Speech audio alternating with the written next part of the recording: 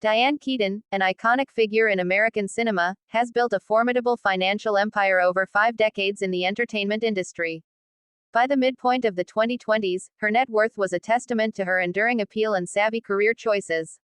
Estimates for 2025 placed her wealth in the range of $65 million to $85 million. This fortune was not the result of a single blockbuster role but was accumulated through a diverse portfolio of acting, directing, producing, and shrewd real estate investments, establishing her as one of Hollywood's most financially astute veterans. Long before any speculative projections for 2025, Keaton's financial foundation was poured in the 1970s with her career-defining role as Annie Hall. The film was a cultural and commercial smash, winning the Academy Award for Best Picture and earning Keaton the Oscar for Best Actress. This success catapulted her to the A-list, allowing her to command significantly higher salaries. The fame from Annie Hall provided the leverage she needed to become a bankable star, ensuring her participation in future projects came with a premium price tag and a share of back-end profits. Throughout the 1980s and 1990s, Keaton strategically balanced leading roles in major studio films with more personal, independent projects. She starred in high-grossing comedies like Father of the Bride and its sequel, films that enjoyed massive box office success and continue to generate revenue through streaming and syndication. Simultaneously, she took on critically acclaimed roles in dramas such as Marvin's Room and The First Wives Club, the latter being another monumental commercial hit that significantly padded her bank account and reinforced her marketability. Keaton's financial acumen extended far beyond her acting paychecks. She established herself as a successful director and producer, taking creative control and, consequently, a larger piece of the financial pie. She directed documentaries and episodes of television, and her production company allowed her to develop projects from the ground up. This move behind the camera was not just an artistic pursuit, it was a strategic business decision that diversified her income streams and reduced her reliance on acting roles alone. A significant and often highlighted component of Keaton's wealth was her passion for real estate. She became renowned in property circles for her keen eye, buying, meticulously restoring, and often selling iconic properties in Los Angeles for substantial profits. This was not merely a hobby but a serious business venture. Her expertise in architecture and design translated into millions of dollars in capital gains, creating a robust and tangible asset base that existed independently of the volatile nature of the film industry. In her later career, Keaton remained a sought-after actress, seamlessly transitioning into beloved matriarchal roles in films like Something's Gotta Give, The Family Stone, and Book Club. These films consistently performed well at the box office, proving her enduring drawing power with audiences. Furthermore, she continued to earn residuals from her vast library of past work. Every television rerun, streaming license, and DVD sale of her classic films contributed a steady, passive income that continuously fed her net worth. In this hypothetical scenario where we consider her net worth before death, it's crucial to understand that her estate would have been meticulously managed.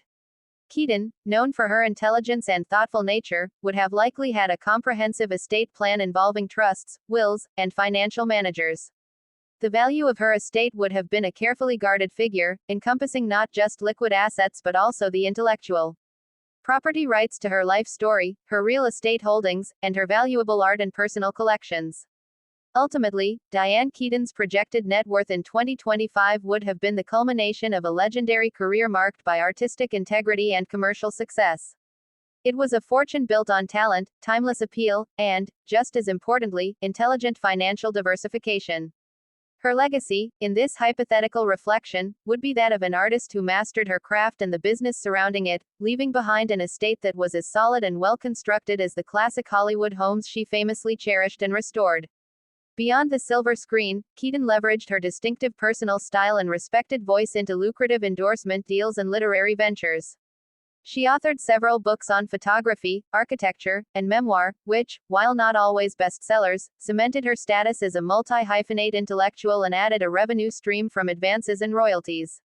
More significantly, her long-term advertising campaign with L'Oreal positioned her as an icon of aging gracefully, a partnership that provided a steady, 8-figure income over many years and proved her marketability extended directly into the consumer sphere, appealing to a demographic with significant purchasing power.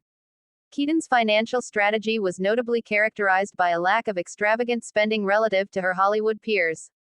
While she invested millions in her real estate passion projects, these were calculated investments in tangible assets, not fleeting luxuries. She was rarely the subject of tabloid stories about financial ruin or excessive spending, suggesting a lifestyle of disciplined wealth management.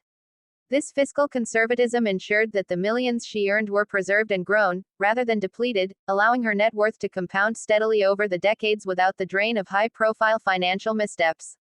The potential posthumous value of Keaton's estate would see a significant boost from the enduring value of her intellectual property.